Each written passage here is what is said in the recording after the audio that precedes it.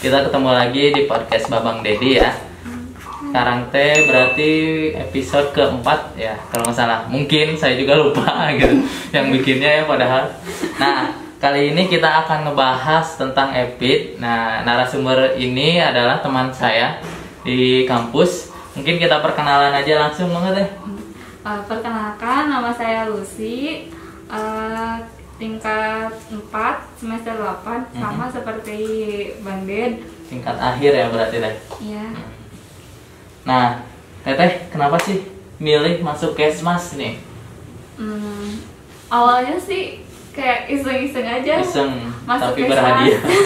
Tapi kayak keterusan gitu, kayak penasaran terus gitu setiap semesternya tuh kayak, duh ini kayaknya kalau belum tahu ini harus tahu ini gitu, kayak ada kelanjutannya gitu, kayak ada Penasaran gitu, bikin ketagihan gitu ya. Mungkin. Ingin lebih dalam lagi gitu, menggali. Nah, terus Teteh ngambil peminatan apa teh di Kesmas? Ambil peminatan epidemiologi. EPID ya, epidemiologi. Nah, EPID itu apa sih teh? Kan banyak orang yang belum tahu nih. Taunya EPID itu penyakit gitu, padahal bukan gitu.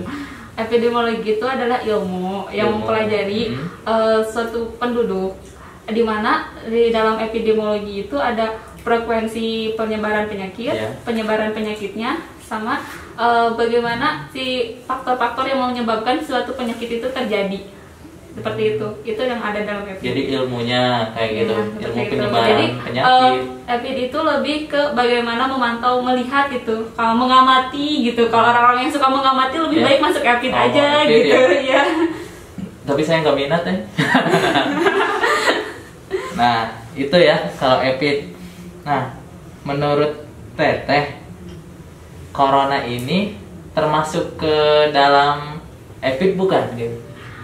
Corona itu penyakit. Penyakit. EPID itu ada ilmu. Ilmu ya tadi. Kalau corona itu masuknya ke dalam penyakit menular. Penyakit menular. Yang ditularkan melalui droplet, airborne, dan bagaimana cara bersentuh. Kenapa harus berjaga jarak agar si dropletnya itu nggak langsung ke kita gitu. Makanya sekarang harus pakai masker terus kayak gini ya. Biar nggak terus menyebar terus-terusan gitu. Ini mengenai corona, Teteh udah vaksin belum? Belum. Kenapa teh? Karena belum dapat panggilan juga. Belum dapat panggilan. Karena kan katanya itu ada SMS-nya ya. Itu ya belum. Mungkin belum nanti. Menurut Teteh, corona ini kan apa ya? Berbahaya nih.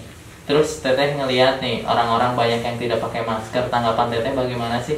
Padahal kan itu bisa menyebabkan tertularnya corona gitu.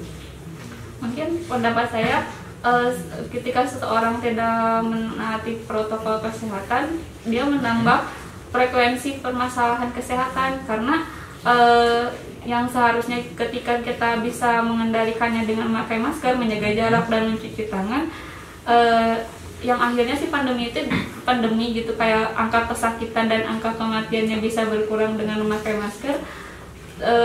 Seorang ketika tidak memakai masker, dia menambah angka kesakitan, yang akhirnya pandemi ini akan terus berlangsung begitu panjang, terus menerus gitu, yang nggak bisa ditangani dalam waktu 1 tahun atau 2 tahun gitu. Bahkan jika kalau masyarakat masih terus tidak mentaati protokol kesehatan, pandemi ini bisa berlangsung sampai tahun 2025 mungkin gitu, kalau masyarakatnya tidak patuh atau tidak sadar. Nah, selama Teteh kuliah kan nih, pelajaran EPID itu kan ada subnya nih. Yang paling apa ya, berkesan atau bikin Teteh senang gitu apa sih? Kalau EPID, matkul EPID yang paling bikin penasaran, bikin lebih ke epidemiologi gizi. Kenapa suka gizi? Karena kan gimana ya, ketika melihat angka stunting dan gizi buruk tinggi di Indonesia, jadi pengen tahu apa sih penyebabnya, faktornya apa saja sih yang menyebabkan seorang angka itu tuh terus naik ya. Ya, dan gak turun-turun gitu angka stunting tuh. terus menjadi, makanya kan di rencana jangka menengah itu ada program penekanan angka Iya, stunting. betul. Nah itu tuh emang angka stunting masih cukup tinggi di Tinggi ya Indonesia. di Indonesia nih. Nah, untuk stunting sendiri ya, tadi kan masalah gizi stunting. Teteh pernah nggak punya saudara atau tetangga yang stunting gitu? Ciri-cirinya bagaimana sih? Ciri-ciri yang stunting gitu? Kalau tetangga nggak ada mungkin. Cuman pernah lihat Pernah yang lihat? stunting gitu. Cukup itu ya menyedihkan juga ketika kita tahu faktor penyebab stuntingnya itu dia karena apa. Pernah sekali gitu ada tugas EPID di mana saya kebagiannya memilih untuk meneliti gizi. Iya. Saya tahu faktor penyebabnya itu dari kurang pendapatan keluarga itu. Keluarganya itu. Ya, yang rendah membuat gitu ya, yang membuat si anaknya itu tidak mendapatkan nutrisi yang cukup untuk di usianya gitu. Jadi faktor keluarga juga gitu, penghasilan itu berpengaruh gitu ya ke stunting. Berpengaruh kayak pengetahuan, pendidikan, pendapatan itu berpengaruh menjadi faktor penyebab seorang stunting gitu. Oke. Berarti stunting itu banyak ya penyebabnya. Terus Teteh juga ini di EPID itu banyak ya mengenai tadi teh pelajaran penyakit gitu ya. Penyakit wabah, lebih wabah, gitu, wabah. Endemi yang kayak gimana gitu, penyakit apa aja yang bisa menyebabkan endemi, yang dapat menimbulkan pandemi lagi atau endemi lagi bagaimana, apa aja. Itu ya, jadi EPID itu bukan penyakit tapi ilmunya atau ilmu untuk mengamati sebuah penyakit gitu atau wabah gitu. Contohnya wabah corona sendiri itu kan itu masuk ke ranah EPID gitu. Kalau mungkin ada yang kuliah EPID juga ya, mungkin udah tahu. Nah, ini teh pesan untuk para penonton atau warga atau masyarakat yang masih malas menggunakan masker, masih tidak jaga jarak, masih apa ya, acuh dengan protokol kesehatan. Pesannya supaya mereka mau patuh gitu.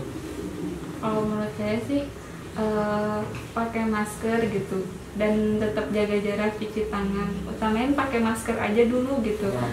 Karena ketika kita pakai masker kita udah melindungi beberapa orang gitu, termasuk kita pikirin aja dulu keluarga kita gitu, jangan pikirin dulu orang lain gitu atau misalkan siapa, tapi pikirin keluarga kita aja dulu. Kita keluar tanpa pakai masker, kita gak pernah tahu seorang itu menderita apa. Betul. Nah itu mungkin kita pakai masker, kita bukan melindungi diri kita aja tapi keluarga kita gitu. Kalau untuk cuci tangan mungkin kalian juga ngerasa mungkin ya, kalau kita tidak cuci tangan terus kayak kita megang apa, kita gak pernah tahu seorang yang sebelumnya udah megang apa, atau kalau udah dari kamar mandi ya cuci tangannya gak bersih kan cukup Betul. mengerikan juga ya. Atau misalkan kita pegang makanan atau apa ya di supermarket, terus ada seorang yang TBC yang batuknya tuh kayak muncrat ke tangannya, terus kita pegang. Betul. Kita tertular TBC lebih parah kan TBC itu. Betul. 6 bulan pengobatannya. Nggak berhenti ya. Iya, apalagi kalau misalkan dia pengobatannya tidak benar, masuk ke TBC tipe 2. Setiap hari harus disuntik, lebih mengerikan. Nah, itu ya pesan dari Teh Lucy gitu untuk menaati protokol kesehatan gitu. Jadi kita jangan acuh untuk mematuhi protokol kesehatan, itu juga untuk diri kita, untuk teman-teman, untuk masyarakat semuanya gitu, bukan untuk perseorangan. Jadi mulai dari sekarang, mari kita patuhi lagi protokol kesehatannya, kita jalankan supaya masa pandemi ini cepat berakhir dan kita bisa hidup normal kembali seperti biasanya, bisa berkegiatan semestinya kayak gitu. Mungkin itu Teh, terima kasih sudah ganggu waktunya. Oh ya, kalau mau tanya bisa DM langsung ya Teh? Boleh di mana Teh? Itu aja ya, bawah. Oke ya, nanti di bawah ada ya. Nanti langsung DM aja, tanya-tanya lebih lanjut kayak gitu. Siapa tahu yang mau bantuin skripsian kayak gitu, boleh ya. Mungkin itu aja. Terima kasih. Wassalamualaikum warahmatullahi wabarakatuh. Salam sehat. Salam sehat.